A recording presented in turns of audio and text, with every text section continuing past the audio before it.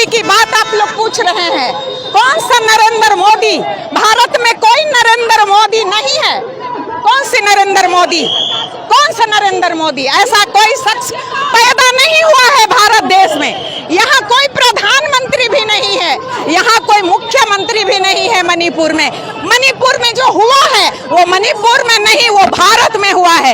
आदिवासी महिलाओं के साथ नहीं, वो भारत की महिलाओं के साथ हुआ है। ये कौन आदिवासी, कौन बिना आदिवासी? ये महिलाओं के साथ हुआ है, हर एक माँ के साथ हुआ है, हर एक बहन के साथ हुआ है, हर एक दीदी के साथ हुआ है, हर एक बेटी के साथ हुआ है। There is no Narendra Modi, there is no Bhajpa सरकार, देयर इज नो भाजपा सरकार। लोगों के हाथों पे तख्तियां हैं, उस पे लिखा हुआ है आरएसएस को बैन करो, क्या कहना चाहेंगे इस पे? किसको बैन करो?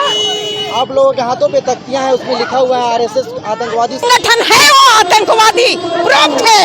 आरएसएस आतंकवाद है, प्रूफ किया हुआ है, प्रूफ किया हुआ है, और खुद प्रूफ कर रहा है। आप देख रहे हैं आरएसएस बीजेपी ही आतंकवाद है और कोई दूसरा आतंकवाद नहीं है।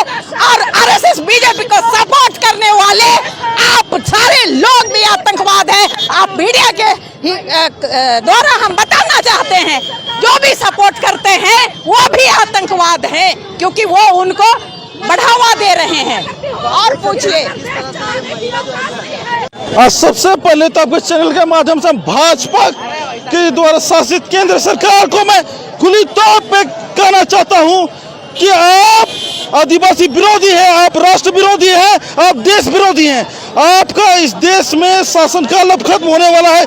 जिस प्रकार से मणिपुर में हम आदिवासियों के खिलाफ जो आपका जो काला कारनामा, काला करतूत जो निकल के सामने आया है, इससे पूरा देश शर्मसार हो गया है। और विशेषकर जो आदिवासी समाज है, वो आदिवासी समाज आप अपने हाथों में संविधान के माध्यम से जो सबक आपको सिखाने के लिए जो तैयारी करने का चालू कर दिया है, उसका अंजाम तो आपको भुगतना होगा। और ऐसा अंजाम भुगतना होगा जिसकी आप परिकल्पना कभी नहीं कर सकते हैं और जन्मों जन्म तक नहीं कर सकते। अब विशेषकर जो भाजपा के जो नेता है, भाजपा के जो जितने सांसद है, विधायक है, मंत्री है, आप कान को सुन लो रहे नेता, आप लोगों की नेतागिरी अब खत्म होने वाली है। आपकी नेतागिरी अब हाशिए पर नहीं ला दिया ये युवा, तो ये फिर इस धरती का इस बेटा नहीं। और आप लोगों को कान खोल के सुन ले कि आपने उस आदिवासी माँ बहन पर जो अत्याचार कर रहे हो, जो आपने घिनौना काम किया है, आरएसएस का जो दलाल, आरएसएस के जो चमचे और भाजपा के चमचे दलाल, आप सब लोगों को अंजाम भुगतने के लिए तैयार रहना है। पूरा आदिवासी समाज गोलबंद हो चुका है, जाग गया है आप लोगों का सबक सिखाने के लिए। जिस तरह से नरेंद्र मोदी ये अत्याचार पूरे आदिवासी समाज में ऊपर किया जा रहा है और इस अत्याचार का करारा जवाब देने के लिए आप आदिवासी गोलबंद हो चुका है। पूरे देश में इसका परिणाम देखने के लिए मिलेगा और वो है 2024 में साफ तौर पर दिखेगा। और यही नहीं, अब तो यहाँ पर सिर्फ और सिर्फ भाजपा के जितने नेता है सतर्क हो जाए, विशेषकर आदिवासी समाज के आप रडार पे है और आपको आदिवासी समाज छोड़ेगा नहीं, आपको चुन चुन करके सबक सिखाएगा। आपको आप सोच नहीं सकते हैं कि आपके साथ क्या होने वाला है। अब जो होना है सो होके रहेगा। हम आदिवासियों पर तो आपने प्रहार कर दिया, अब आदिवासी अपना काम करने के लिए अब स्वतंत्र है, संविधान उसके हाथ में है और वो जवाब देना अच्छी तरह से जानता है और जवाब देगा। और ऐसा जवाब देगा कि आप और आपको पूरा पार्टी और आपका पूरा संगठन तबाह हो जाएगा। सोनू गल को सबसे पहले राज्य में सरकार मणिपुर में किनका है? बीजेपी का है। केंद्र में किसका है? बीजेपी का है। आपका डबल इंजन की सरकार, एक दंगा हो रहा है जिसमें कि 1 करोड़ से भी कम संख्या है वहाँ की आबादी उस राज्य का, और आपसे कंट्रोल नहीं हो रहा है। अब बात करते हैं विश्व गुरु की, अरे आपसे एक राज्य नहीं कंट्रोल हो रहा है तो आप देश कैसे कंट्रोल कीजिएगा?